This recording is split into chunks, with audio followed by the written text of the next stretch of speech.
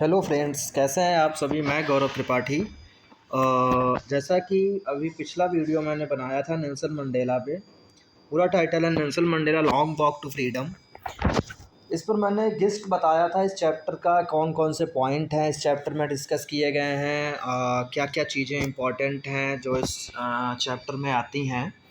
ये भी बताया था कि ये एक ऑटोबायोग्राफी है, इसमें पार्टहीड की बात की जाती है, इसमें ऑब्लिगेशंस की बात की जाती है, इसमें रेशियल डिस्क्रिमिनेशन की बात करी जाती है, इसमें फर्स्ट ब्लैक प्रेसिडेंट जो कि नेल्सन मंडेला बने थे आफ्टर डेमोक्रेटिक इलेक्शन, उसकी बात करी जाती है।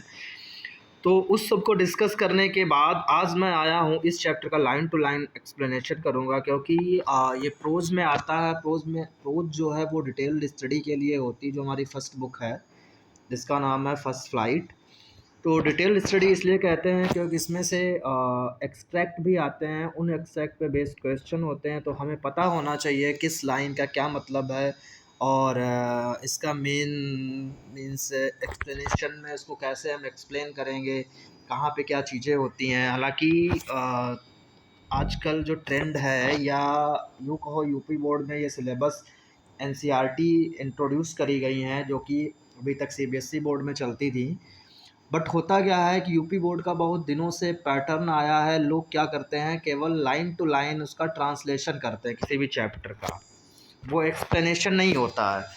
मीन्स वो क्या करते हैं, जैसे इंग्लिश में कोई सेंटेंस लिखा है उसको जस्ट हिंदी में वो ट्रांसलेट कर देते हैं, उसका रूपांतरण कर देते हैं। बट ये एक प्रॉपर वे नहीं होता है किसी भी चैप्टर को पढ़ाने का। एक्सप्लेनेशन वो कहा जाता है कि एक लाइन का उसका डिटेल में बताइए कि वहाँ पे उसका मीनिंग क्या होगा। कि एक तो word to word meaning that is different, but वहाँ पे उसका symbolic meaning mean that refers something else. वहाँ पे ये चीज़ें क्या होंगी जो कि कहीं ना कहीं लैग करती हैं, और वही सब चीज़ें हम यहाँ पर डिस्कस करेंगे। हालांकि ये बहुत सारी चीज़ें दी हैं इसके इंट्रोडक्शन में चैप्टर के बिफोर यू रीड, बट ये सब ना पढ़ते हुए सीधे हम चैप्टर पे ही आते हैं। हालांकि इसको भी बताओ तो मैं बाद में बता दूंगा। सीधे चैप्टर जो है वो आपका यहाँ से स्टार्ट होता है। टेंथ में dawned bright and clear for the past few days I had been pleasantly besieged by dignitaries and world leaders who were coming to pay their respect before the inauguration। जैसा कि मैंने पहले बताया, ये एक इनकी ऑटोबायोग्राफी है लॉन्ग वॉक टू फ्रीडम, जिससे ये चैप्टर लिया गया है। तो इस चैप्टर के नरेटर भी कौन है, नेल्सन मंडेला ही हैं। तो यहाँ पे जो आई यूज किया गया है वो मंडेला ने खुद के लिए यूज किया है। देखो, ऑथर और नरेटर में डिफरेंस होता है। ऑथर उसे बोलते हैं जो स्टोरी या लेसन या जो भी उसे लिखता है। हालांकि इसमें ऑथर और नरेटर दोनों एक ही हैं। क्यों? क्योंकि ऑटोबायोग्राफी है। तो यहाँ पे वो कहते हैं टेंथ में dawn bright and clear means 10 मई का दिन है। और यहाँ पे डॉन वैसे यूज होता है सवेरे के लिए, जो सुबह जो होती है उसको डॉन बोलते हैं। और डॉन का अपोजिट होता है डस्क मीन्स इवनिंग। जब दो बेलाएँ मिलती हैं, जैसे डॉन में क्या होता है, रात के बाद दिन शुरू होता है, तो रात और दिन के बीच का जो समय होता है उसको डॉन बोलते हैं, मीन्स प्रभात कह सकते हैं। यहाँ पे वो कहना चाहते हैं टेंथ में डॉन ब्राइट एंड क्लियर, 10 मई का दिन बड़ा ही क्लियर था, बिल्कुल स्पष्ट दिखाई पड़ रहा था। मतलब यहाँ पे क्या हुआ कि वो सुप्रभात की बात नहीं कर रहे हैं, वो यहाँ पे कह रहे हैं कि 10 मई का एक ऐसा दिन था जिस दिन ऐसा लग रहा मानो नए एटमॉस्फेयर का, नए समाज का एक गठन होने जा रहा था। नई चीज़ें जो है हमारे देश में लागू होने जा रही थी। तो यहाँ पे इस सेंटेंस का मतलब ये हो रहा है, For the past few days I had been pleasantly besieged by dignitaries and world leaders who were coming to pay their respect before the inauguration। क्योंकि जब बैकग्राउंड में जाते हैं हम तो ये समझ में आता है कि टेंथ में इसलिए कह रहे हैं डॉन ब्राइट एंड क्लियर, क्योंकि डेमोक्रेटिक इलेक्शंस हेल्ड हो चुके हैं। और डेमोक्रेटिक इलेक्शंस के बाद नेल्सन मंडेला जीत चुके होते हैं। अपनी उनकी जो पार्टी होती है वो काफ़ी वोटों से जीतती है, कई सीट्स इनको मिलती हैं।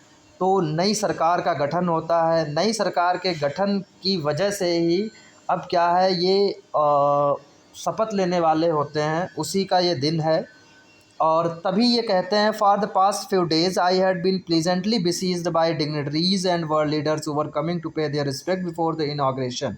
इनॉग्रेशन होता है जब किसी का हम उद्घाटन करते हैं किसी चीज़ का, और इस इनॉग्रेशन सेरिमनी में जो है ये लोग उससे पहले क्या करने वाले थे, अपना जो है रिस्पेक्ट सम्मान देने के लिए वो लोग मुझे कई दिनों से लगातार, इसमें ये जो I had been pleasantly means खुश होकर लोग, क्या मैं भी खुश था, बिसीज्ड बाई, जैसा कि बिसीज्ड बाई का मीनिंग भी यहाँ पे दे रखा है इन्होंने, बिसीज्ड बाई ये दिया, to be surrounded closely means घिरे होना, मीन्स लोग मुझे क्या कर रहे थे, मुझे रिस्पेक्ट दे रहे थे या मुझे लोगों की प्रशंसा प्राप्त हो रही थी, लोग सम्मान दे रहे थे, और वो भी देश के और दुनिया के बड़े बड़े नेता जो थे, सम्मानजनक पर्सन, सम्मानित व्यक्ति, डिग्निटरीज का मतलब होता है सम्मानित पर्सन, सम्मानित व्यक्ति, जो मतलब मुझे क्या कर रहे थे, सम्मान दे रहे थे। ये यहाँ पे इसलिए ये यूज़ करते हैं कि मैंने इलेक्शन जीता था, और इलेक्शन इसलिए भी क्योंकि अभी तक वहाँ पे वाइट पर्सन्स जो है रूल करते थे, तो मैं एक पहला अपनी ब्लैक रेस से मीन्स काले नस्ल वाले लोगों में से था जो प्रेसिडेंट बनने जा रहा था, तो इस वजह से मुझे उन लोगों का सम्मान प्राप्त हो रहा था। The inauguration would be the largest gathering ever of international leaders on south African soil.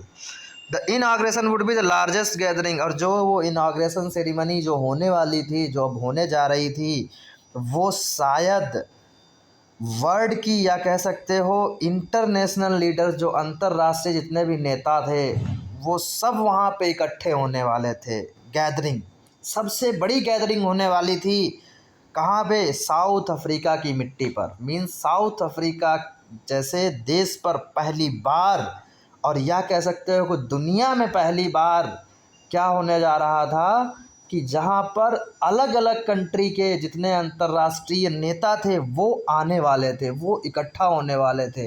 अभी तक ऐसा कभी नहीं हुआ था। The ceremonies took place in the lovely sandstone amphitheater formed by the Union Buildings in Pretoria। और ये जो सेरेमनी थी, ये जो एक सेलिब्रेशन था, ये जो उद्घाटन वाला जो त्यौहार था, या ये कहाँ पे हेल्ड होने वाला था, ये हेल्ड होने वाला था बढ़िया एक एम्फीथिएटर बिल्डिंग थी। एम्फीथिएटर यहाँ पे मीनिंग भी लिखा है, building without a roof with many rows of seats rising in step typical of ancient Greek and Rome. जैसे कि हम लोग जब सिनेमा देखने जाते हैं या कोई बड़ी बड़ी यूनिवर्सिटीज़ होती हैं या बड़े बड़े कॉलेज होते हैं, वहाँ पे एक हॉल बनाया जाता है, तो उस हॉल में क्या रूफ़ भी होती है, लेकिन यहाँ पे है ए बिल्डिंग विदाउट ए रूफ़ नहीं है उसमें, बट जो सीट्स हैं वो किस में है, राइजिंग इन स्टेप मीन्स सबसे आगे नीचे, सबसे नीचे, फिर उसके ऊपर थोड़ी सी ऊंचाई पे सीट, फिर थर्ड सीट उससे भी थोड़ा ऊंचे, मतलब ऐसे करके राइजिंग में मतलब सारी सीट्स वहाँ पे थी। ऐसे प्लेस को एम्फीथिएटर बोला जाता था, जो कि ग्रीस एंड रोम में, पुराने ग्रीस एंड रोम में ऐसी बिल्डिंग्स बनी होती थी। जैसे पहले जहाँ पे नाटक भी खेले जाते थे या कोई सभा होने वाली है, कोई भी अच्छी कोई मतलब कुछ भी कह सकते हो, गैदरिंग होने वाली है जहाँ पे लोग स्पीच देते थे या कोई फंक्शन होने वाला है, तो ऐसी ही बिल्डिंग में, ऐसी ही जगह पर ये सारी चीज़ें हेल्ड होती थी। तो एम्फीथिएटर वही बोला गया है यहाँ पे। The ceremonies took place in the lovely sandstone amphitheatre found by the Union building in Pretoria. Pretoria एक जगह का नाम है, वहाँ की एक यूनियन बिल्डिंग, वहाँ पे एक इस तरीके की जगह थी जहाँ पर यह सेरेमनी हेल्ड होने वाली थी। For decades this had been the seat of white supremacy, and now it was the site of a rainbow gathering of different colors and nations for the installation of South Africa's first democratic non-racial government। बहुत अच्छी line है, और ये जो है आपका पूछा भी जा सकता है। लिखा है For decades this had been the seats of white supremacy। कई दशकों से, कई सालों से ये जो प्लेस था, यहाँ पर सिर्फ और सिर्फ वाइट सुप्रीमेसी थी, मीन्स जो गोरे लोग होते थे केवल उन्हीं की चलती थी और वही लोग बैठते थे, उन्हीं की सर्वोच्चता थी, वही सुप्रीम पावर थे। मीन्स कौन, the seat of white supremacy, white persons. And now it was the site of A rainbow gathering of different colours.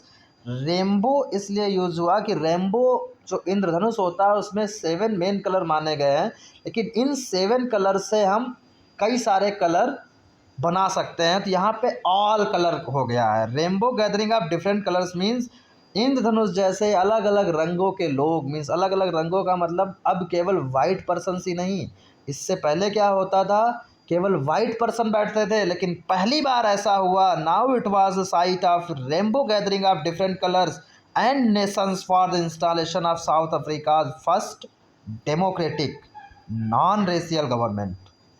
Means पहली बार ऐसा हुआ इस प्लेस पर अलग अलग रंगों के लोग बैठे और पहली बार साउथ अफ्रीका में फर्स्ट डेमोक्रेटिक, डेमोक्रेटिक होता है प्रजातांत्रिक, लोकतांत्रिक, जहाँ पर जनता वोट करे और जनता के हिसाब से लोग चुने जाएं। तो ऐसी non racial government, non racial जैसा कि मैंने इस इंट्रोडक्शन में भी समझाया था कि नॉन रेशियल गवर्नमेंट किसे बोलते हैं, जहाँ पर नस्ल के आधार पे भेदभाव किया जाए। मीन्स अब यहाँ पे क्या डिस्क्रिमिनेशन था, डिस्क्रिमिनेशन कई बेसिस पे होता है, कास्ट के बेस पे डिस्क्रिमिनेशन करना, कलर के बेस पे डिस्क्रिमिनेशन करना, लैंग्वेज के बेस पे डिस्क्रिमिनेशन करना, रिलीजन के बेस पे डिस्क्रिमिनेशन करना, कंट्री के बेस पे करना। तो ये अलग अलग तरीके के जो भेदभाव लोग करते हैं कि नहीं मैं इस जाति का हूँ, आप इस जाति के हो, तो एक अलग दृष्टि से देखना, मैं ये लैंग्वेज बोल, जैसे अपने इंडिया में ही कई सारी चीज़ें होती हैं कि जातिवाद भी है, जाति के आधार पर लोग करते हैं, लैंग्वेज के आधार पे भी होता है। अभी भी मतलब कई सारे स्टेट ऐसे हैं जो हिंदी को अपनी मातृभाषा नहीं मानते हैं, साउथ में अगर चले जाओ तो हिंदी से वो नफ़रत करते हैं।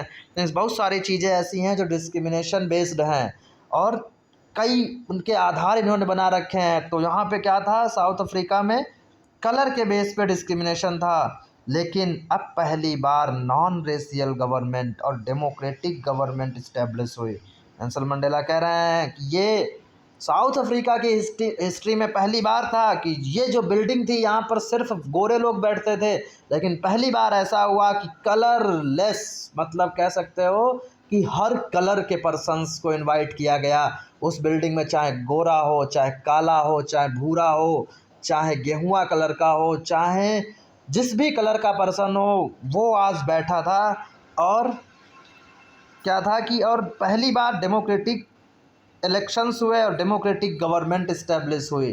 मीन्स जहाँ पर लोगों के मूल्यों को वरीयता दी गई और नॉन रेशियल गवर्नमेंट, और जहाँ पे कि कोई पर्टिकुलर रेस को इनवाइट नहीं किया गया, नहीं आप काले हो तो काले लोगों ने ही, या कह सकते हैं जैसा कि मैं ब्लैक प्रेसिडेंट बना था तो मैं चाहता तो अपने ही लोगों को बुलाता, लेकिन ऐसा नहीं था, मैं भी बैठा था और मैंने गोरे लोगों को भी बुलाया था, वाइट पर्सन्स को भी बुलाया था। लेकिन इससे पहले जो वाइट पर्सन्स जो गवर्नमेंट बनाते थे वो सिर्फ़ और सिर्फ वाइट पीपल को ही इनवाइट करते थे, वाइट पीपल को ही उस बिल्डिंग में बैठने के लिए इनविटेशन भेजते थे या अपनी गवर्नमेंट में इंक्लूड करते थे। लेकिन इस बार ऐसा नहीं हुआ, तो ये एक बड़ी खुशी की बात थी, नेल्सन मंडेला डिस्क्राइब करते हैं। फिर उसके बाद कहते हैं on that lovely autumn day I was accompanied by my daughter जनानी। और उस दिन ऑटम डे था, मीन्स ऑटम होता है पतझड़ का दिन, दो सीज़न वैसे मेन होते हैं, स्प्रिंग बसंत का होता है, ऑटम डे मीन्स पतझड़। पतझड़ का दिन लगभग कब आता है, वही जब सर्दियां शुरू होती हैं। सर्दियों में क्या होता है कि पत्ते झड़ जाते हैं पेड़ों से, तो लगभग ऑटम का डे था। I was accompanied by my daughter जनानी, और मेरे साथ मेरी बेटी थी जिसका नाम जनानी था, मतलब मैं और मेरी बेटी जनानी उस दिन वहाँ पे प्रेजेंट थे। On the podium Mister D Klerk was first sworn in as second deputy president. Means अब ये ओथ टेकिंग सेरेमनी होने लगी, उसके बारे में डिस्क्राइब करते हैं। क्योंकि जब कोई भी सरकार बनती है, कोई भी गवर्नमेंट बनती है, तो उसमें जितने भी मंत्री या जो भी जिनको पद दिया जाता है, जो भी गवर्नमेंट में होते हैं, उनको क्या लेना पड़ता है, ओथ लेनी पड़ती है, शपथ लेनी पड़ती है। तो ओथ टेकिंग सेरेमनी हेल्ड हुई, तो सबसे पहले जो पोडियम पे पहुँचे वो मिस्टर डी क्लर्क थे। Was first sworn in as second deputy president, वो सेकेंड डिप्यूटी प्रेसिडेंट के रूप में उन्होंने शपथ ली। Then after that Thabo Mbeki was sworn in as first deputy president, फिर पहले डिप्यूटी प्रेसिडेंट या उपराष्ट्रपति के रूप में थाबो मेकी ने शपथ ली। मीन्स सबसे पहले उन्होंने किसको बुलाया, जो सेकंड डिप्यूटी प्रेसिडेंट थे। फिर उसके बाद उन्होंने दूसरे नंबर पे बुलाया जो फर्स्ट डिप्यूटी प्रेसिडेंट थे, उनको शपथ दिलवाई।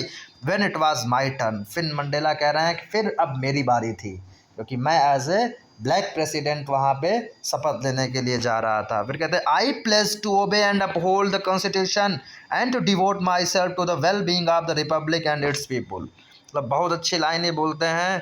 कहते हैं आई प्लेज्ड, मैं शपथ लेता हूँ, टू ओबे, या मैंने शपथ ली, to obey and uphold the constitution, कि मैं संविधान की आज्ञा का पालन करूंगा और उसकी संप्रभुता को बनाए रखूंगा, हमेशा उसका सम्मान करूंगा। And to devote myself, और अपने आप को मैं डिवोट कर दूंगा, लगा दूंगा, किसमें, to the well being of the republic, यहाँ की जनता की भलाई के लिए, एंड इट्स पीपल, और यहाँ के लोगों की भलाई के लिए। मीन्स ये कसम खाते हैं, ये शपथ लेते हैं कि मैं संविधान के अनुसार विधि सम्मत कार्य करूँगा और हमेशा संविधान का पालन करूँगा और हमेशा संविधान को एक जो उसकी रिस्पेक्ट है उसको बनाए रखूँगा और हमेशा यहाँ के रिपब्लिक के लिए, गणतंत्र के लिए, हमेशा मैं उसकी भलाई के लिए काम करूँगा और इस यहाँ की जो जनता है उसके लिए भी मैं हमेशा भलाई वाले काम करूँगा। ऐसी वो शपथ लेते हैं। To the assembled guest and the watching word I said, फिर कहते हैं फिर जितने भी लोग वहाँ पे एकत्रित थे, असेंबल्ड मीन्स एकत्रित, जितने भी मेहमान थे जो अलग अलग देशों से आए हुए थे, एंड द वाचिंग वर्ड, और क्योंकि उस दिन का जो फंक्शन था, वो ओकेज़न था, वो लाइव टेलीकास्ट भी चल रहा था, तो जो भी दुनिया मुझे देख रही थी, आई सेड, उससे मैंने कहा, क्या कहा, today all of us do by our presence here confer glory and hope to new born liberty. यहाँ पे ये यूज़ करते हैं न्यू बॉर्न लिबर्टी, कहते हैं कि आज मैं यहाँ पर, कन्फर का जैसे कि यहाँ पे दिया है फॉर्मल वर्ड हेयर या गिव, कि मैं यहाँ पर आज सम्मान देता हूँ, सम्मान से मैं बोल रहा हूँ कि जो नई स्वतंत्रता, क्योंकि अभी इससे पहले ये लोग स्वतंत्र नहीं थे, इसीलिए कहते हैं new born liberty. Liberty means होता फ्रीडम, क्योंकि इससे पहले वाइट पर्सन्स वहाँ पे रूल करते थे और वो ब्लैक पर्सन्स को क्या करते थे, उनको उनके राइट्स नहीं मिले हुए होते थे, उनके साथ डिस्क्रिमिनेशन करते थे, भेदभाव करते थे, उनको सेग्रीगेट कर रखा था, उन्होंने अलग कर रखा था। तभी ये कहते हैं कि आज इस पृथ्वी पर, आज इस साउथ अफ्रीका की धरती पर जो डेमोक्रेटिक इलेक्शंस हुए हैं, डेमोक्रेटिक गवर्नमेंट बनी है, जो रिपब्लिक है, तो ये नई स्वतंत्रता को मैं उसको ग्लोरीफाई कर रहा हूँ, उसको गौरवान्वित कर रहा हूँ कि मुझे इस बात का गर्व है। और out of the experience of an extraordinary human disaster that lasted too long must be born a society of which all humanity will be proud.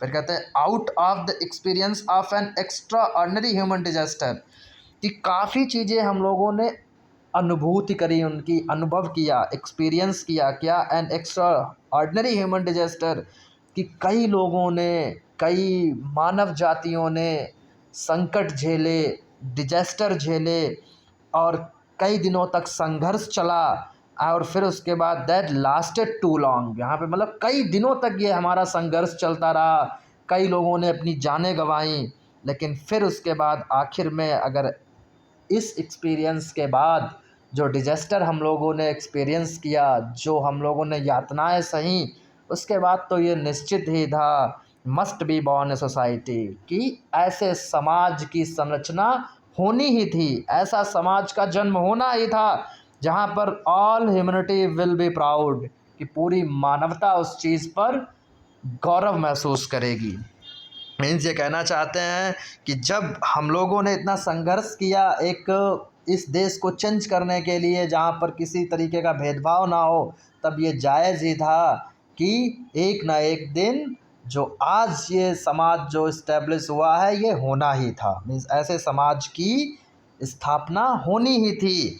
फिर ये कहते हैं we who were outlaws not so long ago have today been given the rare privilege to be host to the nations of the world on our own soil. फिर कहते हैं यहाँ पे, अब जैसे ये चैप्टर पता नहीं लोगों को क्यों कठिन लगता है। मीन्स मैंने सुना है कि कई सारे टीचर्स भी मतलब ये इसको कहते हैं कि ये चैप्टर टफ है, बट यहाँ पे मैं समझा रहा हूँ, मुझे तो ऐसा नहीं लगा कुछ भी टफ है इसमें। एक एक लाइन में क्लियर कर रहा हूँ कहाँ पे क्या लिखा, किस लाइन का क्या मतलब है। तो यहाँ पे वो कहते हैं we who were outlaws not so long ago have today been given the rare privilege to be host to the nations of the world on our own soil। कि हम लोग जो अभी तक कुछ दिनों तक पहले तक क्या थे, आउटलाज थे। आउटलाज मीन्स जिनके लिए कानून दुर्व्यवहार करता था, या हमारे लिए कानून था ही नहीं। मीन्स जो नियम कानून थे वो सिर्फ़ और सिर्फ क्या होते थे कि बड़े लोग ही बनाते थे। बड़े इन द सेंस यहाँ पे उनका मतलब है वाइट पर्सन्स, जो वाइट पर्सन्स बनाते थे। यहाँ पे लिखा भी है we who were outlaws because of its policy of apartheid. एक अपार्थाइड सिस्टम जो मैंने डिस्क्राइब किया अपने पिछले वीडियो में, ये एक पॉलिटिकल सिस्टम था साउथ अफ्रीका में, जहाँ पर क्या होता था कि रेस के आधार पर डिस्क्रिमिनेशन किया जाता था। Means because of its policy of apartheid many countries had earlier broken of diplomatic relation with south Africa. क्योंकि कई देशों ने इनके साथ जो इनके रिलेशंस थे, जैसे कि जब कोई देश होता है तो उसमें जो अन्य देश हैं वो भी उनके साथ इंटरनेशनल रिलेशंस बनाते हैं, ट्रेड करने के लिए, व्यापार करने के लिए, या और बहुत सारी चीज़ें होती हैं, आपस में लोग रिश्ते अच्छे बना के रखते हैं। लेकिन वहाँ पर क्या था, अपार्थाइड वाला सिस्टम चल रहा था साउथ अफ्रीका में, इसलिए कई देशों ने इस साउथ अफ्रीका को दरकिनार कर रखा था। उनके रिलेशंस अच्छे नहीं थे, लोगों ने अपने रिलेशंस तोड़ रखे थे हमारे देश से, ये ऐसा कहना चाहते हैं। We who were outlaws not so long ago have today been given the rare privilege to be host to the nations of the world on our own soil. कि जहाँ पर अभी तक अन्य देश हमको इतनी वरीयता नहीं देते थे, या हमारे साथ उनके रिलेशंस अच्छे नहीं थे, लेकिन आज हम लोगों की ऐसी वो विशेषाधिकार मिला, या प्रिविलेज, उसको रेयर प्रिविलेज इन्होंने कहा। प्रिविलेज मीन्स होता है एक विशेष अधिकार कि उस जिस पे हम गौरवान्वित महसूस करें, तो वो हम लोगों को दिया गया। और हम आज यहाँ पर host to the nations of the world on our own soil, कि जहाँ पर हम इस दुनिया के अन्य राष्ट्रों को भी होस्ट कर रहे हैं। मीन्स उनको मैंने आमंत्रित किया है, अन्य देशों के लोगों को, अन्य देशों के राष्ट्रपतियों को, प्रधानमंत्रियों को, जो भी मीन्स अलग अलग देशों में जो भी वहाँ का हेड होता है, मेन जो गवर्नमेंट में होता है, सब यहाँ पे आए थे। तो मैं आज होस्ट कर रहा था, तो ये एक बहुत ही गौरवशाली बात थी हमारे लिए, कि वो भी हमारी खुद की धरती पर, जहाँ पर लोग आना तो दूर, बात करना नहीं पसंद करते थे, लेकिन आज सब कुछ चेंज करके रख दिया था मैंने। फिर कहते हैं we thank all of our distinguished international guest. कहते हैं कि we thank all of our distinguished international guest for having come to take position with the people of our country of what is after all a common victory for justice, for peace, for human dignity. बहुत अच्छी line है। कहते हैं we thank all of our distinguished international guest, जितने भी यहाँ पर अलग अलग देशों से जो गेस्ट आए हैं, अंतर्राष्ट्रीय जो मेहमान आए हैं, जो काफ़ी अपने आप में अलग हैं, मैं उन सब का यहाँ पे आभार व्यक्त करता हूँ। Having come to take position with the people of our country, जो हमारे लोगों के साथ आज बैठे हैं यहाँ पर, क्योंकि मैं इसलिए आभार व्यक्त करता हूँ कि आफ्टर ऑल, आखिरकार ये हम सब की क्या है, कॉमन विक्ट्री है। किस चीज़ की? जस्टिस की, न्याय की, पीस की, शांति की, एंड ह्यूमन डिग्निटी, मानव के स्वाभिमान की। आखिर में ये एक जस्टिस की जीत है, पीस की जीत है, ह्यूमन डिग्निटी की जीत है, कि जो हमने इलेक्शन जीता है, अब वहाँ पर न्याय होगा, शांति होगी, हर मनुष्य को उसका स्वाभिमान मिलेगा, वो आत्मसम्मान के साथ जीवित रहेगा, आत्मसम्मान के साथ अपनी लाइफ जिएगा, कोई भी भेदभाव नहीं होगा। फिर उसके बाद कहते हैं we have at last achieved our political emancipation. Emancipation होता है छुटकारा मिलना, जो कि यहाँ पे दिया भी है, फ्रीडम फ्रॉम रिस्ट्रिक्शंस। रिस्ट्रिक्शंस होते हैं प्रतिबंध, हम पर कई सारे बंधन लगाए जाते हैं, जैसा कि इन ब्लैक पर्सन्स पे वहाँ पर बंधन लगे हुए थे, इनको वो अधिकार नहीं मिले थे जो मिलने चाहिए थे। ये उस तरीके से फ्रीली नहीं रह सकते थे जैसे कि अदर वाइट पर्सन्स रहते थे। तो इनको उन अत्याचारों से, उन प्रतिबंधों से, उन बंधनों से इमेंसिपेशन मिला, जो कि पॉलिटिकल इमेंसिपेशन की बात करते हैं यहाँ पे। कहते हैं we have at last achieved आखिर में अंततः हम लोगों ने एक राजनीतिक जो इमेंसिपेशन था उसको प्राप्त किया, क्योंकि ये लोग इलेक्शन में भी पार्टिसिपेट नहीं कर सकते थे उससे पहले, लेकिन आखिरकार इनका संघर्ष रंग लाया। We pledge ourselves to liberate all our people from the continuing bondage of poverty, deprivation, suffering, gender and other discrimination। फिर उसके बाद ये बात करते हैं we pledge, हम यहाँ पे कसम खाते हैं या शपथ लेते हैं कि हम यहाँ के लोगों को लिबरेट करेंगे, मुक्ति दिलाएंगे। किस चीज़ से?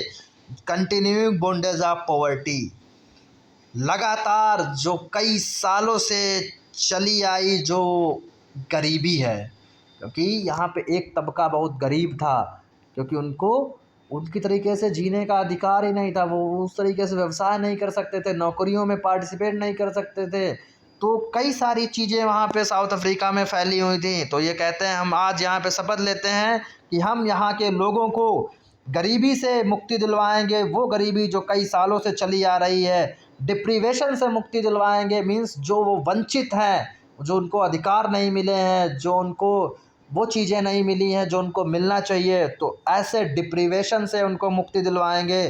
सफरिंग, उन कष्टों से मुक्ति दिलवाएंगे जो वो अभी तक उन्होंने सहे हैं।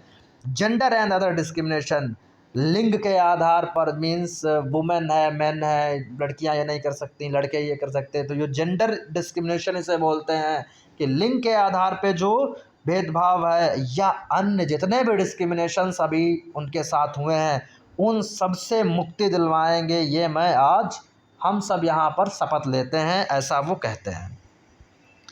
और ये लाइन जो है बहुत अच्छी है, ये जो है पूछी भी जा सकती है आपके एग्ज़ाम में, और पिछली बार इसी चैप्टर से बोर्ड परीक्षा में आया था। कहते हैं never never and never again shall it be that this beautiful land will again experience the oppression of one by any other.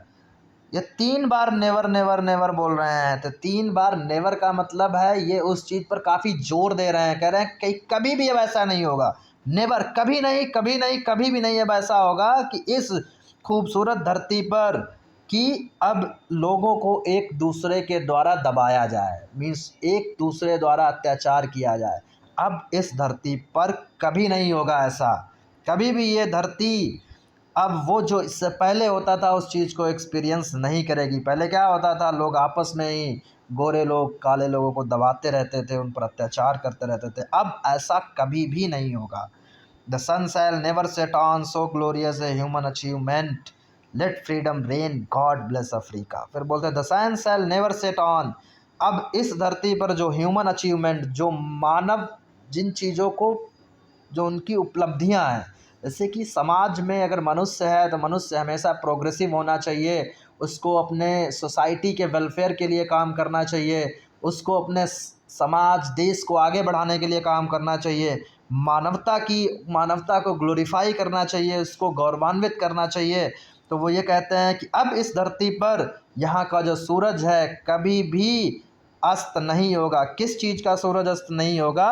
Human achievement का, जो उपलब्धियां, जो मानव उपलब्धियां हमें प्राप्त करनी है, प्रोग्रेसिव बनना है, तो वो अब कभी अस्त नहीं होगा। इस लाइन का मतलब है कभी भी अब हम पीछे नहीं बढ़ेंगे, मीन्स हमेशा हम आगे बढ़ते रहेंगे, इसकी ये बात करते हैं। फिर कहते हैं लेट फ्रीडम रेन, अब जो स्वतंत्रता मिली है उस स्वतंत्रता को शासन करने दो, गॉड ब्लेस अफ्रीका, और अफ्रीका की भलाई की विश करते हैं, वो कहते हैं गॉड ब्लेस अफ्रीका। फिर उसके बाद यहाँ पे ये है next paragraph, a few moments later we all lifted our eyes in awe as a spectacular array of South African jets, helicopters and troop carriers roared in perfect formation over the Union Building. उसके बाद कुछ पल बाद हम लोगों ने अपनी आंखें ऊपर करी और क्या देखा कि बड़ा शानदार दृश्य था। क्योंकि क्या शानदार दृश्य था कि साउथ अफ्रीका के जो जेट्स थे, जो विमान थे, हेलीकॉप्टर्स थे, जो वायुयान थे, एंड ट्रूप कैरियर्स, और जो सेना को, टुकड़ियों को ले जाते थे, सेना दलों को, मतलब आर्मी के कह सकते हो, जो आर्मी के जितने भी इक्विपमेंट्स थे, आर्मी के जितने हेलीकॉप्टर्स थे, जेट्स थे, वो सब क्या थे, ऊपर जाकर उस यूनियन बिल्डिंग के ऊपर एक साथ वो सब रोर कर रहे थे, आवाज़ कर रहे थे। कहने का मतलब ऊपर वो क्या हो रहे थे, ऊपर उड़ रहे थे या ऊपर हॉवरिंग कर रहे थे, एक ही जगह पे थे। क्यों ऐसा क्या था कि मीन्स सारे जेट सारे वायुयान उस बिल्डिंग से ऊपर दिखाई पड़ रहे थे। यह इसलिए था कि वो भी सम्मान प्रकट कर रहे थे नेल्सन मंडेला का, या कह सकते हैं न्यू बॉर्न एक डेमोक्रेटिक रिपब्लिक का। It was not only a display of pinpoint precision and military force, but a demonstration of the military's loyalty to democracy, to a new government that had been freely and fairly elected. कहते हैं it was not only a display of pinpoint precision and military force, मतलब मैं ये नहीं दिखा रहा था, या ये जो आर्मी थी वो ये नहीं दिखा रही थी कि मैं इतनी पावरफुल हूँ या मेरे पास इतनी मिलिट्री फोर्स है, ये उसका डिस्प्ले नहीं था। ये डिस्प्ले किस चीज़ का था? Demonstration of the military's loyalty to democracy, means ये उनकी निष्ठा थी नई गवर्नमेंट के प्रति, ये जो अभी स्वतंत्र तरीके से और बिल्कुल सही तरीके से जिसका चुनाव हुआ था, मीन्स नई तरीके से गठित की गई सरकार के प्रति उनकी निष्ठा थी। मीन्स वो अपनी लॉयल्टी वहाँ पे डिस्प्ले कर रहे थे। हाँ, हम आपके प्रति हमेशा लॉयल रहेंगे, आपकी वफादारी में कोई कमी नहीं आएगी। तो ये आर्मी, ये मिलिट्री वो शो कर रही थी। फिर कहते हैं only moments before the highest generals of the South African defence force and police their chest bedecked with ribbons and medals from days gone by saluted me and place their loyalty. कुछ ही क्षण पहले जो highest generals थे, means सेना के जो अध्यक्ष थे, फोर्स के जो अध्यक्ष थे साउथ अफ्रीका के डिफेंस के और पुलिस के, उन सब के चेस्ट पे क्या रिबन्स और मेडल्स लगाए गए थे। और वो मेडल्स और रिबन्स वो क्यों? क्योंकि इससे पहले वो कभी लगे ही नहीं थे उनके सीने पर, लेकिन अब लगाए गए थे। लिखा है medals from days gone by, means कई दिनों से वो नहीं लगे थे, लेकिन आज अभी कुछ क्षण पहले ही वो लगाए गए थे। और इन लोगों ने भी क्या किया? सल्यूटेड मी, मुझे सल्यूट किया, एंड प्लेस्ड देयर लॉयल्टी, और इन्होंने भी शपथ खाई, कसम ली कि वो हमारे प्रति, हमारी सरकार के प्रति, हमारे देश के प्रति निष्ठावान रहेंगे, लॉयल रहेंगे। फिर कहते हैं I was not unmindful of the fact that not so many years before they would not have saluted but arrested me. हालांकि इस बात का वहाँ पे मुझे कोई फ़र्क नहीं था, क्योंकि यही वो लोग थे, यही वो जनरल थे, यही आर्मी के जनरल थे, यही पुलिस के जनरल थे जिन्होंने सल्यूट करने की तो दूर बात है, जिन्होंने मुझे खुद अरेस्ट किया था। मीन्स ये वही लोग हैं जो आज मुझे सल्यूट कर रहे हैं। मुझे नहीं सल्यूट कर रहे हैं, वो मेरे पद को सल्यूट कर रहे हैं, कि या मेरे इस देश को सल्यूट कर रहे हैं। कहने का मतलब वो ये कहना चाहते हैं कि मतलब वो ये बता रहे हैं कि मैं अभी कुछ दिन पहले ही ऐसा था कि ये लोग मुझे अरेस्ट करते थे, मुझे गिरफ़्तार करने के लिए आते थे, मुझे इन्होंने अरेस्ट करके जेल में डाला था, लेकिन आज वही लोग मुझे सल्यूट कर रहे हैं। यहाँ पे कितनी गर्व की बात है ये नेल्सन मंडेला के लिए।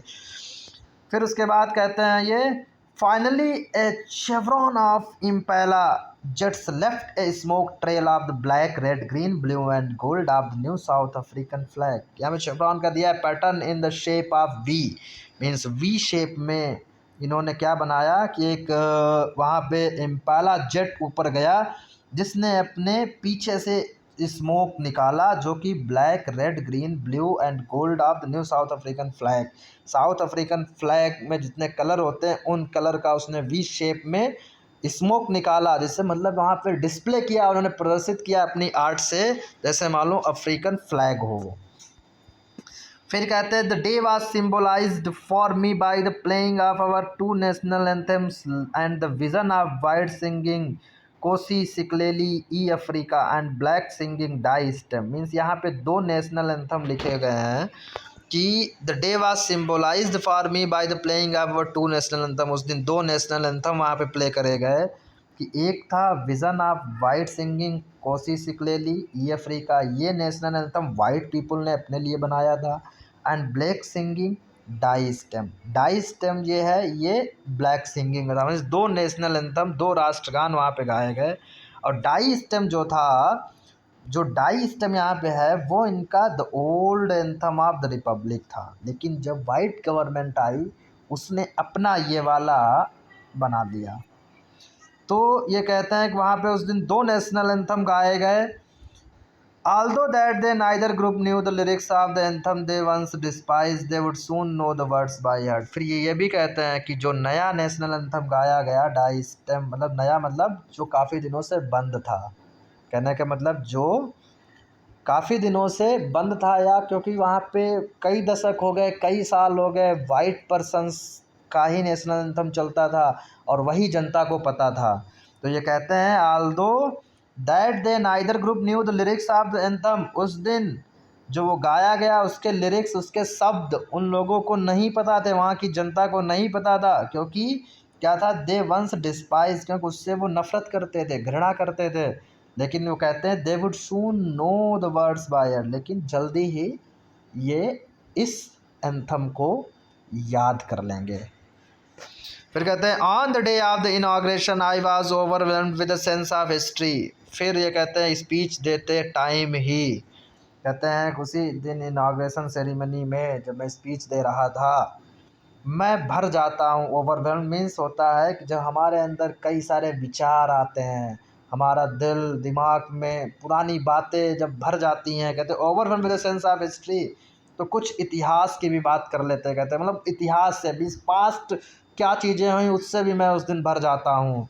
कहता in the first decade of the 20th century, a few years after the bitter Anglo Boer war and before my own birth. अब ये पुरानी सुनाते हैं अपनी गाथा कि पहले क्या हुआ था, क्योंकि ये जो अभी स्टोरी स्टार्ट हुई उसमें उस दिन से स्टार्ट होती है जिस दिन ये सेरेमनी होती है, वोट टेकिंग सेरेमनी या inauguration ceremony. Means government establish होने के बाद, नई सरकार का गठन होने के बाद जो शपथ लेते हैं उसमें ये बताते हैं। लेकिन यहाँ से ये शुरू करते हैं कि पहले इससे क्या था, पास्ट में ये जाते हैं कि पास्ट में क्या चीज़ें थी उसके बारे में बताने की कोशिश करते हैं।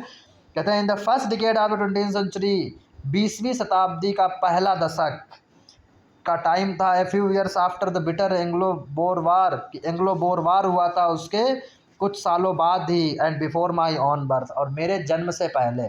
मीन्स एंग्लो बोर वार हुआ था 20th सेंचुरी में, तो उसके बाद और मैं पैदा हुआ था उससे पहले की ये बात है। The white skin people of south Africa patched up there differences and erected A system of racial domination against the dark skin people of their on land.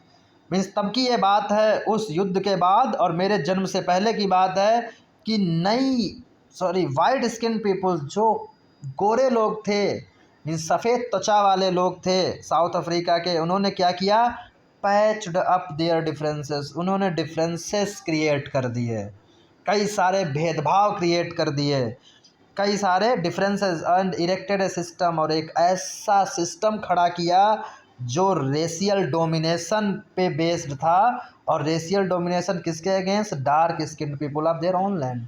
Means अपने ही देश के, अपने ही देश में पैदा होने वाले, अपने ही देश के काले लोगों के अगेंस्ट इन्होंने एक सिस्टम खड़ा कर दिया। मीन्स इन्होंने वहीं पर भेदभाव वाली खाई खड़ी कर दी, इन्होंने ऐसा सिस्टम बना दिया जहाँ पर लोग अब काले गोरे में आपस में नफ़रत करने लगे।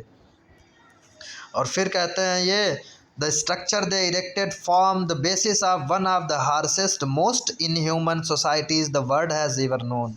जिस तरीके का सिस्टम इन्होंने खड़ा किया, द स्ट्रक्चर, ऐसी संरचना बनाई इन्होंने उस देश की कि जिसके बेस पर सबसे कठोर, वन ऑफ द हार्सेस्ट, सबसे कठोर, मोस्ट इनह्यूमन, सबसे अमानवीय, मीन्स अमानवीय मीन्स जहाँ पर मानवता नाम की कोई चीज़ ना हो, ऐसे समाज का इन्होंने गठन कर दिया जो शायद ही दुनिया में कहीं होता। कि the world has ever known means कहीं भी नहीं, किसी भी देश में इस तरीके का संगठन, इस तरीके की सरकार, इस तरीके का सिस्टम था ही नहीं। इतना ज़्यादा कठोर, इतना ज़्यादा जो है अमानवीय सिस्टम इन्होंने लाके खड़ा कर दिया।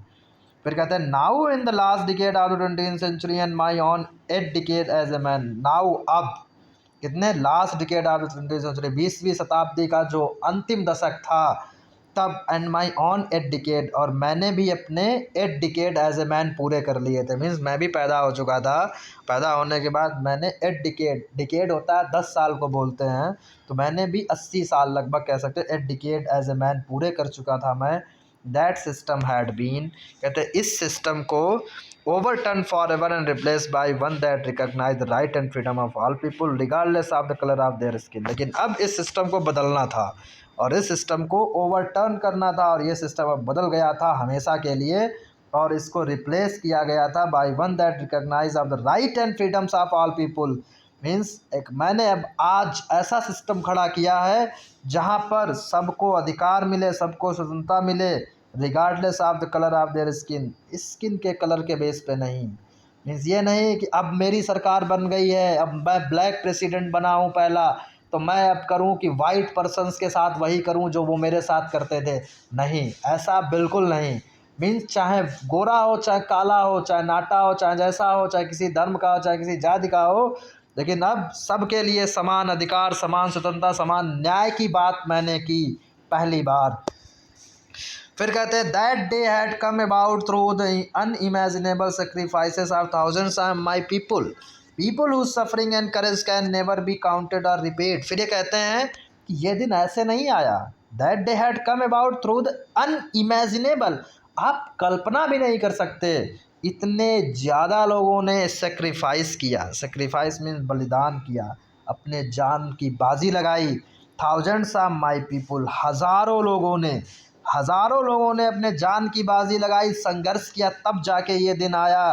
पीपल हु सफरिंग मीन्स वो लोग जिन्होंने कष्ट सहे और जिन्होंने करेज दिखाया, हिम्मत दिखाई, उनके इस सफरिंग, इन कष्टों को, इन बलिदानों को न तो गिना जा सकता है, न ही कभी उनका कर्ज उतारा जा सकता है। मतलब कहने का मतलब ये कहना चाहते हैं कि मेरे हज़ारों लोगों ने इस संघर्ष में अपने प्राणों को बलिदान कर दिया, उन्होंने कष्ट सहे, उन्होंने हिम्मत दिखाई, और आज हम उनके बलिदानों को ऋण नहीं चुका सकते हैं, उनको रिपे नहीं कर सकते हैं। फिर कहते हैं I felt that day as I have on so many others days that I was simply the sum of all those African patriots who had gone before me. फिर ये कहते हैं कि आई फेल्ट, मैंने ये महसूस किया कि as I have on so many others days, और जैसा मैं हमेशा करता भी रहा हूँ, उस दिन भी वही फील किया। क्या कि that I was simply the sum of all those African patriots who had gone before me. आज मैं सम मीन्स क्या होता है, ये मैथ में यूज होता है जब चीज़ों को हम टोटल जोड़ लेते हैं। मीन्स जैसे सम मतलब 5, 10, 15 या ये नंबर्स होती हैं, इनको जोड़ लेते थे। यहाँ पे सम का मतलब हुआ वो सारे लोग जिन्होंने अपनी जानें दे दी, उन सारे लोगों का मैं आज सम था। मीन्स उन सारे लोगों को अगर मिला दिया जाए, उन सारे लोगों के बलिदान को अगर मिला दिया जाए, तो उन सबसे बना हुआ आज मैं खड़ा था वहाँ पे। मैं क्या था, मैं उन लोगों का सम था, मैं उन लोगों का एक कह सकते हो कि उन लोगों के साहस और हिम्मत की वजह से ही, और उन लोगों के प्रतिनिधि के रूप में मैं आज यहाँ पे खड़ा था। मैं अकेला मैं नहीं कर सकता था ये, अगर वो लोग साथ ना देते।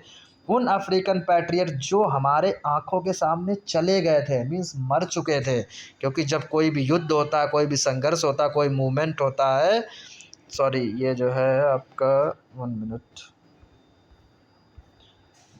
चैप्टर चला गया है, वेट।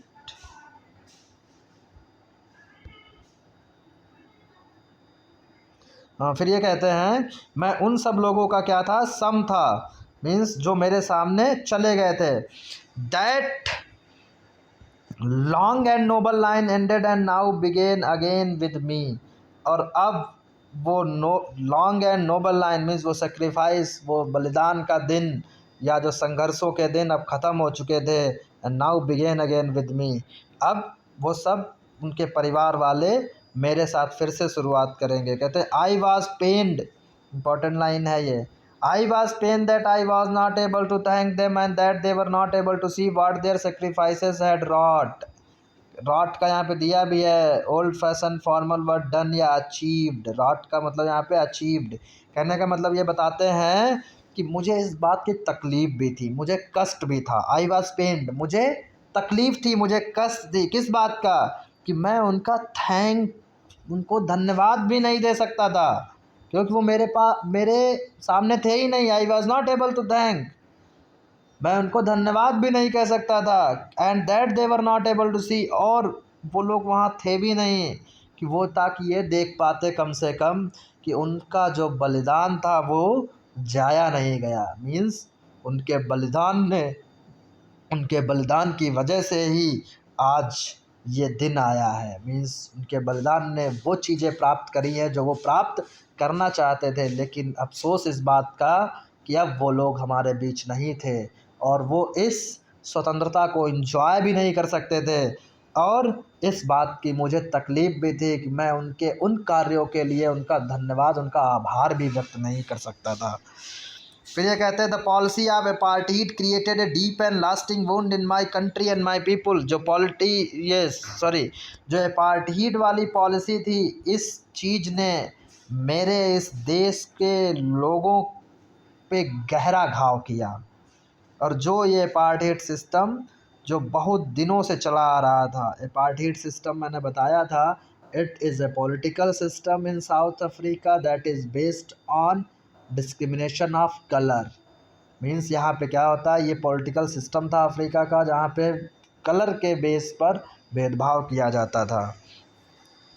फिर all of us will spend many years if not generations recovering from that profound hurt. और अब कहते हैं all of us will spend many years, अब हम लोगों को भी कई साल लगेंगे, कई साल हम लोग गुजारेंगे, कई साल लगेंगे। इफ़ नॉट जनरेशन, हो सकता है कई पीढ़ियाँ लगे इस हर्ट से, इस चोट से जो इतना डीप, जो इतना गहरा घाव हुआ है, इस घाव से उबरने में, इसको रिकवर करने में। मीन्स इस घाव को, इस अपार्थाइड जो मतलब भेदभाव वाले घाव को भरने में काफ़ी समय लगेगा, काफ़ी हो सकता पीढ़ियाँ दर पीढ़ियाँ लगे तब हम लोग रिकवर कर पाएँ।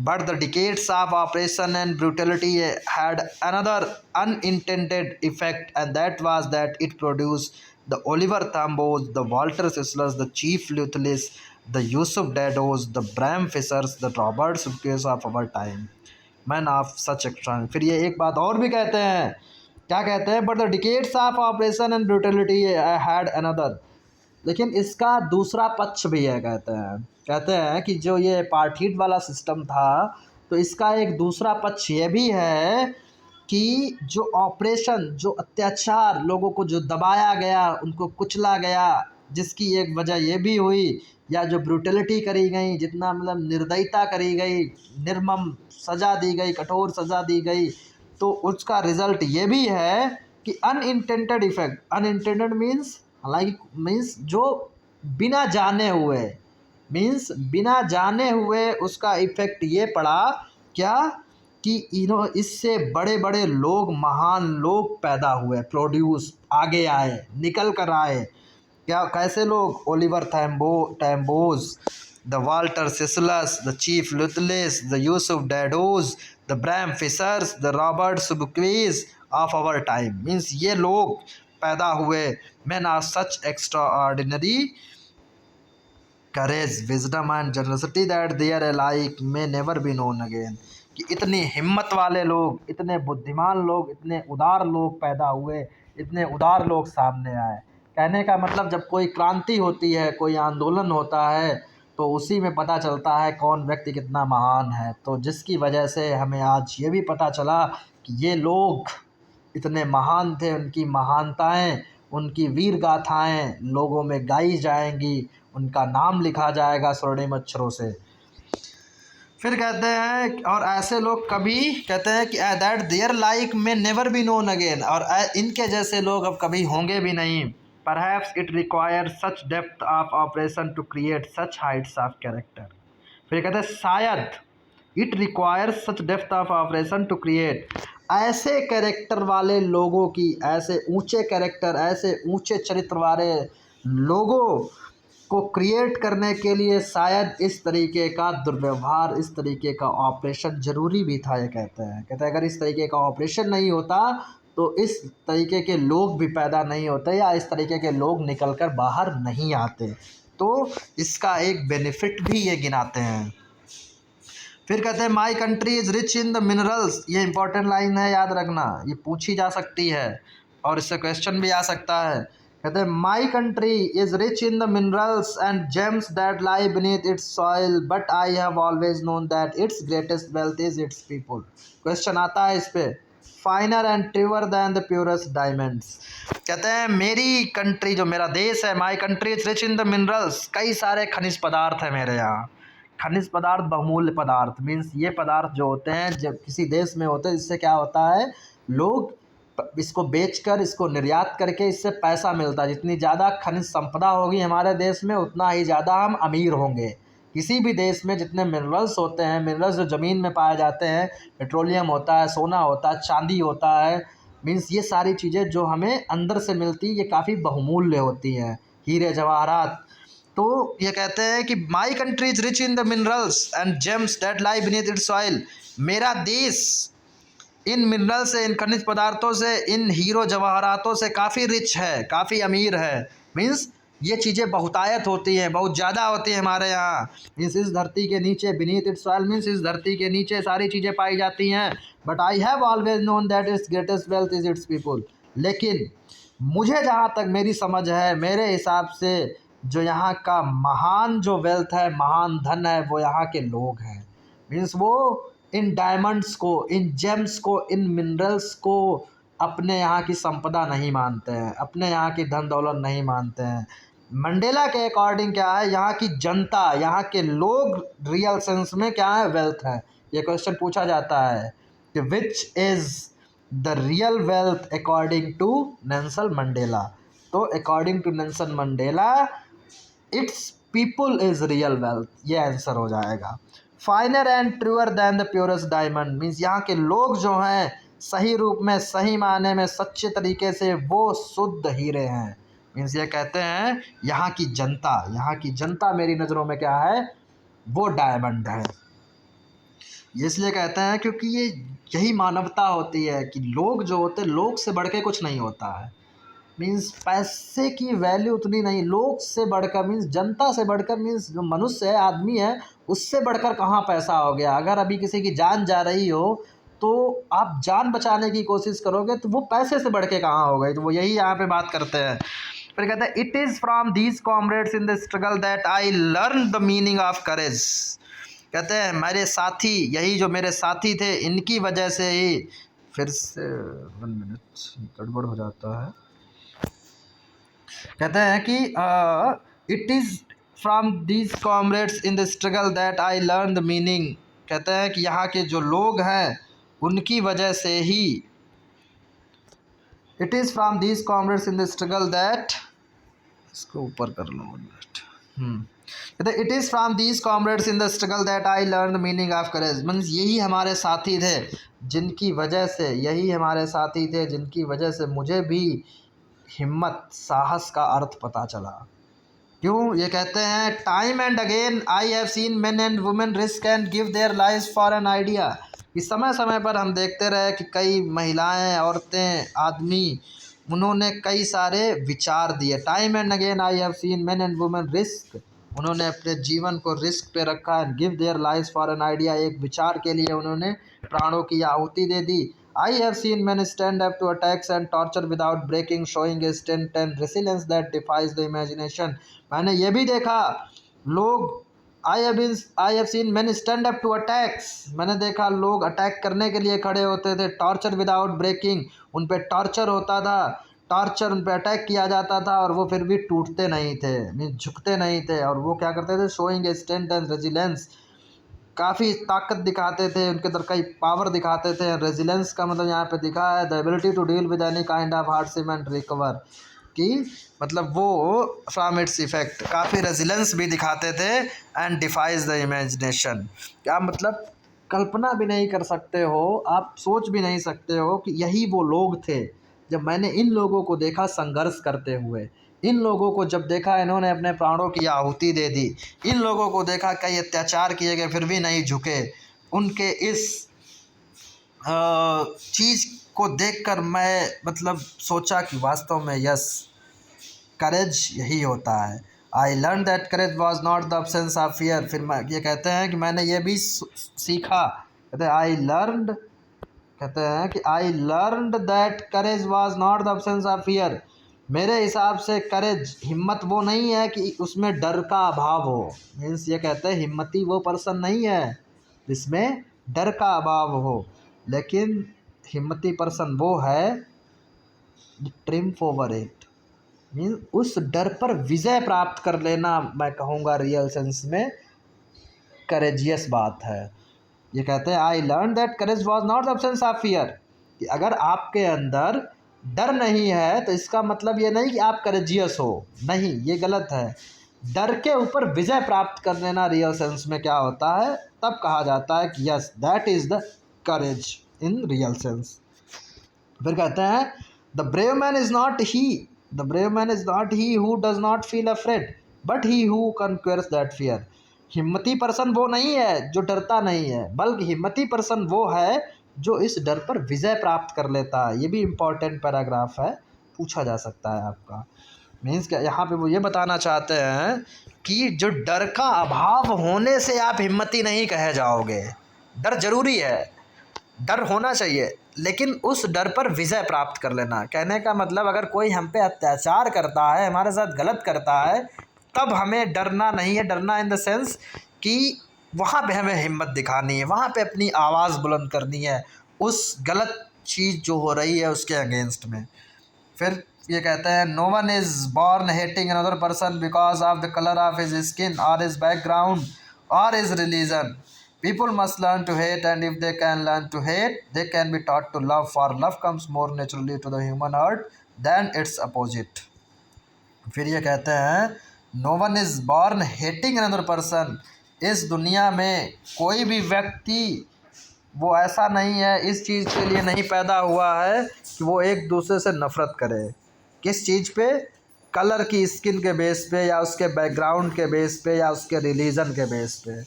मतलब वो कहने चाहते हैं, ये कहना चाहते हैं कि इस दुनिया में जो लोग पैदा हुए हैं उस पैदा होने का मकसद ये नहीं है कि अगर कोई पर्सन किसी अन्य धर्म का है तो आप उससे नफ़रत करें, किसी अन्य जाति का है तो आप उससे नफ़रत करें, किसी अन्य कलर का है, आप गोरे हो वो काला है तो आप उससे नफ़रत करें, या उसका बैकग्राउंड ख़राब है तो आप उससे नफ़रत करें। ऐसा नहीं है, गलत है ये चीज़। वो कहते हैं people must learn to hate, and if they can learn to hate they can be taught to love, for love comes more naturally to the human heart than its opposite. कहते हैं लोगों को, मैं इस बात से भी एग्री करता हूँ, कहते हैं people must learn to hate, people को नफ़रत करनी आनी चाहिए। नफ़रत का मतलब पता होना चाहिए लोगों को, क्योंकि अगर नफ़रत का सेंस उन्हें पता है तभी वो they can learn to hate, they can be taught to love, तभी उनको सिखाया जा सकता है कि प्रेम क्या है। प्रेम करना उनको तभी सिखाया जा सकता है जब वो हेट से फेमिलियर होंगे। फिर कहते हैं क्योंकि for love comes more naturally to the human heart than its opposite, कि जो लव है वो नेचुरली तरीके से मनुष्य के हार्ट में आता है। ये मतलब पहले तो ये बताते हैं एक लाइन में, एक पैराग्राफ में कह सकते हो कि मनुष्य जो पैदा हुआ वो किसी से नफ़रत करने के लिए नहीं पैदा हुआ है कि धर्म के आधार पे, जाति के आधार पे और रेस के आधार पे वो किसी से नफ़रत करे। तो फिर ये कहते हैं कि हेट का मतलब भी लोगों को पता होना चाहिए। अगर हेट नहीं पता होगी तो उनको प्यार करना भी नहीं सिखाया जा सकता, क्योंकि लव जो होता है, love comes more naturally to the human heart than its opposite. Opposite का मतलब यहाँ पे hate. Even in the grimmest times in present when my comrades, even in the grimmest का मतलब यहाँ पे होता है अंधकार वाला दिन, मीन्स बेकार दिन। ग्रीमियस टाइम मीन्स ऐसे दिन जिनको भुलाया जा सकता है, क्योंकि ये जेल में बंद थे। कहते हैं even in the grimmest time in prison when my comrades and I were pushed to our limits I would see a glimmer of humanity in one of the guards. कि मेरे बुरे दिनों में जब मैं जेल में था और मेरे साथी और मैं, मुझ पर लिमिटेशंस लगा दी गई थी। Mean I were pushed to our limits, कि मतलब मुझको प्रतिबंधित कर दिया गया था या एक जेल में बंद कर दिया गया था और वहाँ पर काफ़ी ज़्यादा लिमिटेशंस थी। तो आई would see a glimmer of humanity, तब भी मैंने झलक देखी थी। ग्लिमर मीन्स एक रोशनी, मैंने एक रोशनी देखी थी। किस चीज़ की? मानवता की, ह्यूमैनिटी की। मैंने मानवता की एक रोशनी देखी थी। किसमें? इन वन ऑफ द गार्ड्स, मतलब वहाँ पर एक गार्ड जो था, मीन्स एक गार्ड था जिसके अंदर मानवता थी। तो मैंने उस झलक को वहीं देखा था जब मैं जेल में था। Perhaps just for a second, शायद थोड़ी देर के लिए, but it was enough to reassure me and keep me going.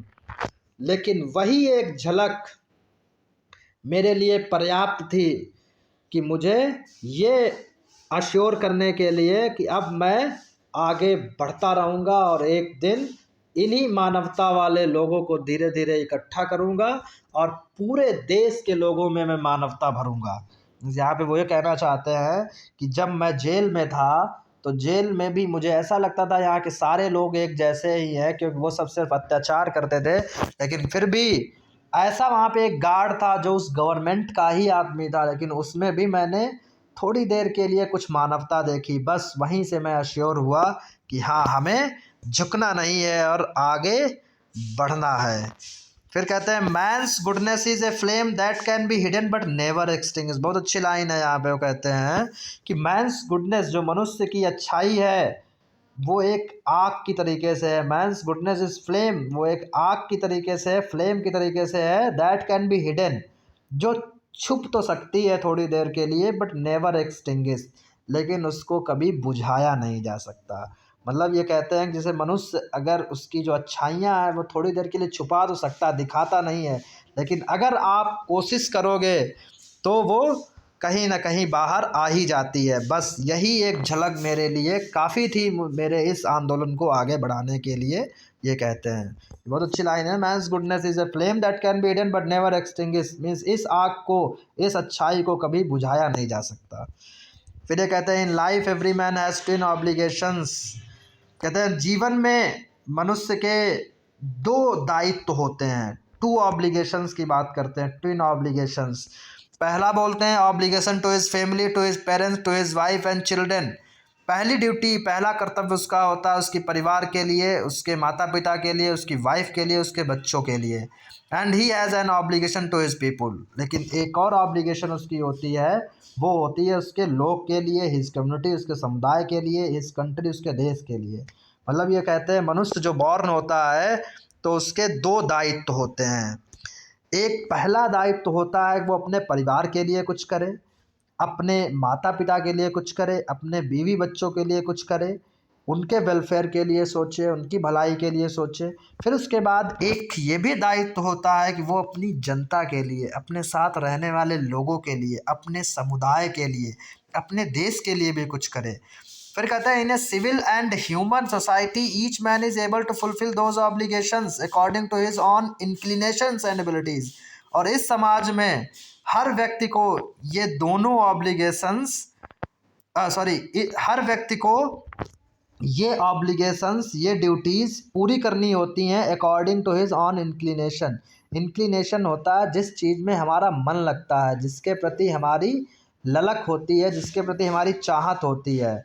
तो वो कहते हैं कि अपनी अपनी चाहत, अपनी अपनी लगन के हिसाब से एंड एबिलिटीज़, अपनी अपनी योग्यताओं के हिसाब से मनुष्य इन ड्यूटीज़ को, इन ऑब्लिगेशंस को पूरा करता है।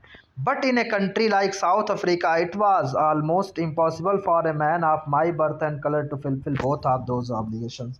लेकिन ये कहते हैं अफ्रीका जैसे देश में और फिर मेरे जैसा व्यक्ति जहाँ जिसके साथ कलर के बेस पे भेदभाव होता था, तो उसके लिए ये इम्पॉसिबल था कि वो दोनों इन ड्यूटीज़ को फुलफ़िल कर पाए, क्योंकि मुझे वो राइट्स नहीं मिले थे। मेरे साथ भेदभाव होता था, मेरे परिवार वालों के साथ भेदभाव होता था, मुझे छुप कर रहना पड़ता था। इस वजह से मेरे लिए बहुत मुश्किल था कि मैं इन ड्यूटीज़ को पूरा कर सकता। In South Africa a man of colour who attempted to live as a human being was punished and isolated. एक साउथ अफ्रीका में ऐसा व्यक्ति जो ब्लैक कलर का है, अगर वो कोशिश करता है ह्यूमन बीइंग की तरीके से रहने के लिए, एक मानव प्राणी के रूप में रहने के लिए अगर वो कोशिश करता, तो उसको दंडित किया जाता था, उसको पनिशमेंट दिया जाता था और उसको आइसोलेट कर दिया जाता था, उसको समाज से निष्कासित कर दिया जाता था। तो बड़ा मुश्किल था मेरे जैसे लोगों के लिए इन ऑब्लिगेशंस को पूरा कर पाना। फिर ये कहते हैं कि in South Africa a man who tried to fulfill his duty to his people was inevitably ripped from his family and his home and was forced to live a life apart, a twilight existence of secrecy and rebellion। और फिर अगर south Africa जैसे देश में एक आदमी अगर कोशिश करता अपनी दूसरी वाली ड्यूटी को पूरा करना मीन्स यहाँ के नेशन के लिए, तो उसके साथ भी क्या किया जाता था, उसको उसके परिवार से रिप्ट कर दिया जाता, रिप्ट मीन्स काट दिया जाता था, अलग कर दिया जाता था और उसको घर से निकाल दिया जाता था और उसको मजबूर किया जाता था एक अलग लाइफ जीने के लिए, मीन्स उसको समाज से बहिष्कार कर दिया जाता था। फिर वो अपनी लाइफ जो है रहस्यमय तरीके से जीता था, मीन्स किसी को पता ना चले कहाँ रहता है कहाँ नहीं रहता है। And rebellion, like a rebellion, जैसे मालूम पड़ता है वो रिबेलियन हो। तो बड़ा ही मुश्किल था अफ्रीका जैसे कंट्री में इन दोनों ऑब्लिगेशंस को पूरा कर पाना। न तो आप अपने परिवार के लिए कुछ कर सकते थे, न तो आप अपने समाज के लिए कुछ कर सकते थे। फिर कहते हैं I did not in the beginning choose to place my people over my ever my family. कहते पहले तो जब मैं मतलब इतनी समझ नहीं थी तो मैंने अपने परिवार को ही वरीयता दी। कहते हैं I did not in the beginning choose to place my people, मैंने अपनी जनता को नहीं चुना, मतलब मैंने अपने परिवार से ऊपर जनता को नहीं चुना।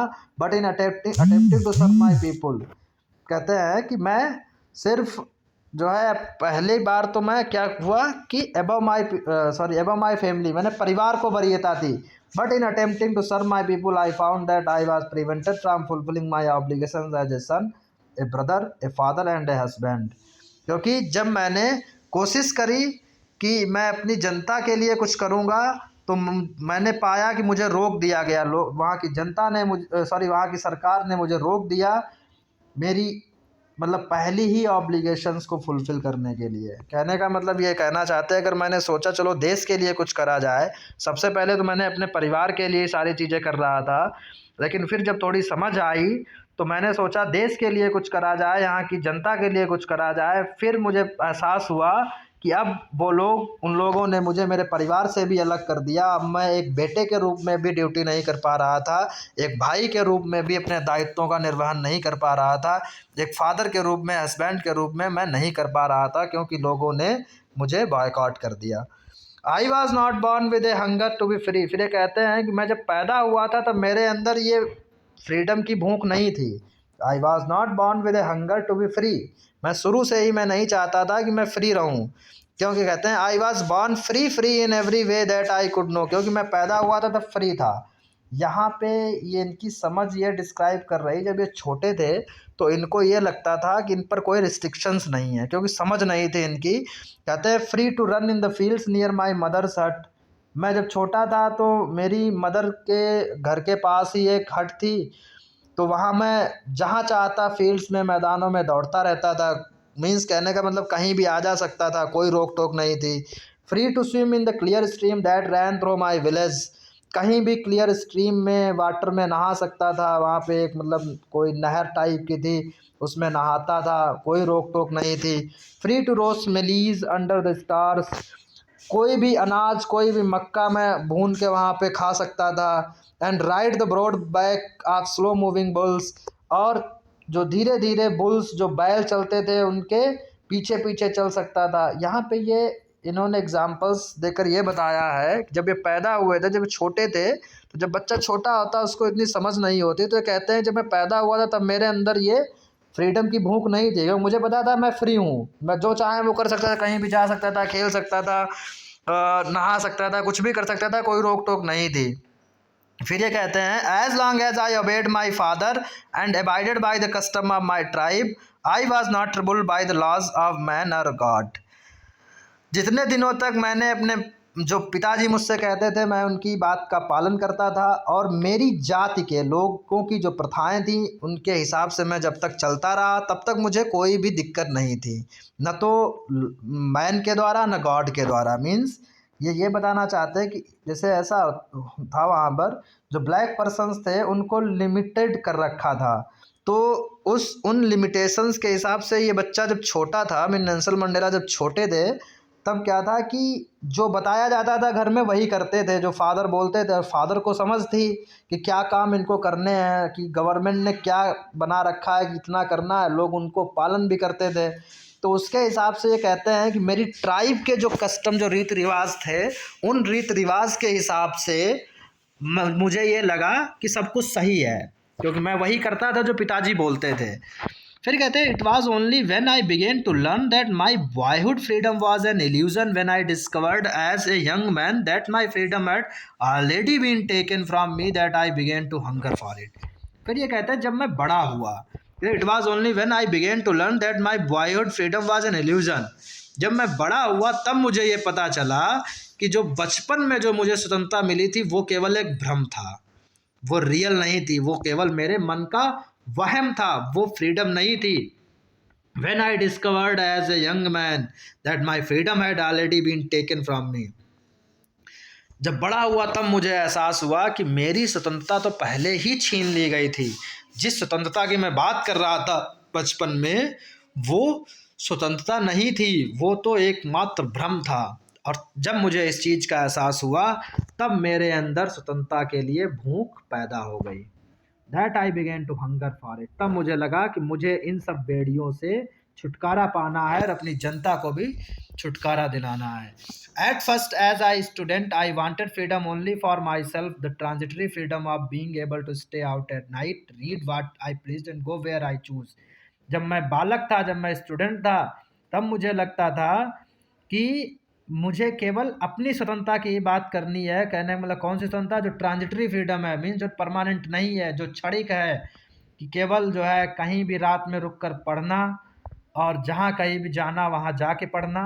तो स्टूडेंट के रूप में मुझे यही लगता था। लेकिन फिर जब later as a young man in Johannesburg I yearn for the basic and honourable freedom of achieving my potential, of earning my keep, of marrying and having a family, the freedom not to be obstructed in a lawful life.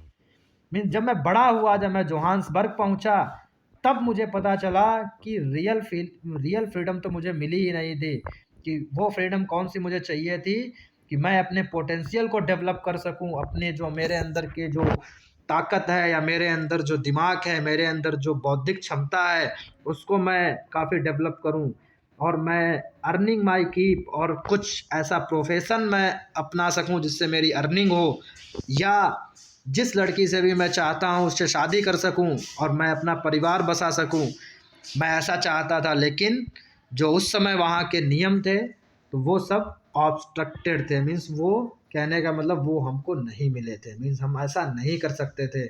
जबकि lawful life में ये बिल्कुल ही गलत नहीं था। तब मुझे लगा कि हाँ, वास्तव में हम फ्री नहीं हैं, हम पर रिस्ट्रिक्शंस लगाए गए, हमारी लिमिटेशंस लोगों ने बना रखी हैं कि आप इसी लिमिट में रह सकते हो, आप कोई अच्छा प्रोफेशन नहीं चूज कर सकते, आप अपने हिसाब से शादी नहीं कर सकते। तो तब मुझे लगा हाँ, ये सब गलत हो रहा था। बट देन आई स्लोली सा that not only was I not free, sorry, but then I slowly saw that not only was I not free but my brothers and sisters were not free. तब धीरे धीरे मुझे ये पता चला कि केवल मैं ही ऐसा नहीं था जो फ्री नहीं था, मेरे ब्रदर्स एंड सिस्टर्स भी फ्री नहीं थे, उनको भी ये सब अधिकार नहीं मिले हुए थे। आई saw that it was not just my freedom that was curtailed but the freedom of everyone who looked like I did. तब मैंने देखा कि केवल मैं ही नहीं था जिसकी स्वतंत्रता को कम किया गया था, रिड्यूस किया गया था, लेकिन हर कोई मेरे जैसा दिखने वाला जो काले रंग का था, हर किसी की स्वतंत्रता को कम किया गया था। That is when I joined the African National Congress and that is when the hunger for my own freedom became the greater hunger for the freedom of our nation or our people. कहते हैं that is when, तब मुझे एहसास हुआ कि अरे ये तो बड़ा गलत हो रहा है हमारी जाति के साथ या हमारे जैसे लोगों के साथ, हमारे जैसे काले दिखने वाले पर्सन्स के साथ। तब ये एहसास हुआ और उसी एहसास के प्रति मैंने क्या किया, अफ्रीकन नेशनल कांग्रेस ज्वाइन कर ली। और उसको ज्वाइन करने के बाद मैंने अपनी जो भूख थी स्वतंत्रता की, वो मैंने भूख उसको क्या बना लिया कि अपने लोगों की स्वतंत्रता की भूख बना ली कि अब मैं और लोगों को जो है, जो मेरे देश के लोग हैं, उनको स्वतंत्र कराऊंगा। It was this desire for the freedom of my people to live their life with dignity and self respect that animated my life, that transformed a frightened young man into a bold one, that drove a law-abiding attorney to become a criminal, that turned a family-loving husband into a man without a home, that forced a life-loving man to live like a monk. ये बहुत अच्छा paragraph है। इसमें कहते हैं it was this desire of for the freedom of my people, यही जो मेरी इच्छा थी यहाँ के लोगों को स्वतंत्रता दिलाने की, इस इच्छा ने क्या किया, to live their life with dignity. मैंने सोचा कि मेरे यहाँ के जो लोग हैं वो सम्मान से रहें, डिग्निटी से रहें, एंड सेल्फ रिस्पेक्ट, और उनका आत्मसम्मान बना रहे। That animated my life. तो इसी इच्छा ने, इसी स्वतंत्रता की इच्छा ने मेरे जीवन को बना दिया। एनिमेटेड माई लाइफ मीन्स जो आज मैं खड़ा हूँ ये सिर्फ इस इच्छा की वजह से ही मैं हूँ। इस इच्छा की वजह से ही मैं आज प्रेसिडेंट बना। इस इच्छा की वजह से ही मैंने अपने लोगों को स्वतंत्र कराया। इस इच्छा की वजह से ही मैंने जो डिस्क्रिमिनेशन था उसको ख़त्म कराया। इस बात को ये कहना चाहते हैं। फिर आगे ये भी कहते हैं कि इसी इच्छा ने क्या किया, ट्रांसफर्ड ए फ्राइटेंड यंग मैन इनटू ए बोल्ड वन। एक भयभीत व्यक्ति को साहसी व्यक्ति बना दिया। मीन्स मैं पहले बहुत डरता था, फ्राइटेंड पर्सन था, और इस फ्राइटेंड यंग मैन को बोल्ड वन बना दिया, हिम्मती बना दिया, साहस वाला बना दिया। That drove a law abiding attorney to become a criminal. और इसी ने क्या किया, एक लॉ अबाइडिंग मीन्स जो हमेशा कानून के हिसाब से चलता था उसको एक क्रिमिनल बना दिया। That turn a family loving husband into a man without A home. एक ऐसे व्यक्ति को जो अपने परिवार से बहुत ज़्यादा प्रेम करता था, अपने परिवार के प्रति प्रेम रखने वाले पति को क्या बना दिया, a man without A home, बिना घर का एक आदमी बना दिया। मतलब कहने का मतलब ये बताना चाहते हैं कि जब मैंने इस मूवमेंट में पार्टिसिपेट किया तो लोगों ने मुझे जेल में डाल दिया या मुझे दर दर भटकना पड़ा। ऐसे ही स्वतंत्रता नहीं मिली, काफ़ी अत्याचार हुए। फिर कहते दो force a life loving man to live like a monk. एक ऐसे व्यक्ति को जो अपने जीवन से बहुत प्रेम करता था उसका जीवन कैसा बना दिया, एक साधु की तरीके से बना दिया। मीन्स अब कुछ जीवन में बचा ही नहीं था। फिर आगे ये कहते हैं, I am no more virtuous or self sacrificing than the next man, but I found that I could not even enjoy the poor and limited freedoms I was allowed when I knew my people were not free. कहते हैं I am no more virtuous or self sacrificing. कहते हैं मैं अपने आप को virtuous नहीं कहता हूँ, कि मैं नहीं कहता कि मैं बहुत वर्चुअस हूँ, मैं गुणवान हूँ या मैं ही सब कुछ हूँ। मैं यहाँ पे ये नहीं कह रहा, न तो मैं ये कह रहा हूँ सेल्फ सेक्रीफाइसिंग कि मैं अपने जो मैंने सेक्रीफाइस किया उसको गिना रहा हूँ, बिल्कुल भी नहीं। मैं इस चीज़ को बिल्कुल भी नहीं गिना रहा हूँ। कहते हैं than the next man means हमारे बाद के जो लोग थे या जो लोग हमारे सामने हैं या जिन लोगों ने हमारे साथ कंधों में कंधा मिलाकर चले हैं उनसे ज़्यादा मैं अपने आप को नहीं गिना रहा हूँ। उन लोगों ने और भी सेक्रीफाइस किया। But I found that I could not even enjoy the poor and limited freedom I was allowed when I knew my people were not free. लेकिन मैंने ये पाया कि मैंने ये सब इसलिए किया क्योंकि मैं वो जो पुअर एंड लिमिटेड फ्रीडम थी, जो बहुत कम मात्रा में फ्रीडम हम लोगों को दी गई थी, मैं उससे खुश नहीं था। आई was not allowed when I knew my people were not free. क्योंकि वो लोग जो मेरे लोग हैं वही जब नहीं फ्री हैं तो वो जो लिमिटेड फ्रीडम मुझे दी गई उस फ्रीडम का क्या मतलब था। कहते हैं फ्रीडम इज़ इनडिविजिबल। फ्रीडम जो है वो इनडिविजिबल है, उसको बांटा नहीं जा सकता कि एक को ज़्यादा मिल जाए और एक को कम मिले। कहते हैं freedom is indivisible. The chains on any one of my people were the chains on all of them. The chains on all of my people were the chains on me. कहते हैं कि अगर मेरे किसी भी व्यक्ति को अगर चेन से बांधा जाता, चेन का मतलब लिमिटेशंस लगाई जाती हैं, मेरे किसी भी लोगों पर अगर ये प्रतिबंध लगाए जाते हैं तो उनका मतलब था chains on all of them, कि वो प्रतिबंध सारे लोगों पे लगे थे। The chains on all my people were the chains on me.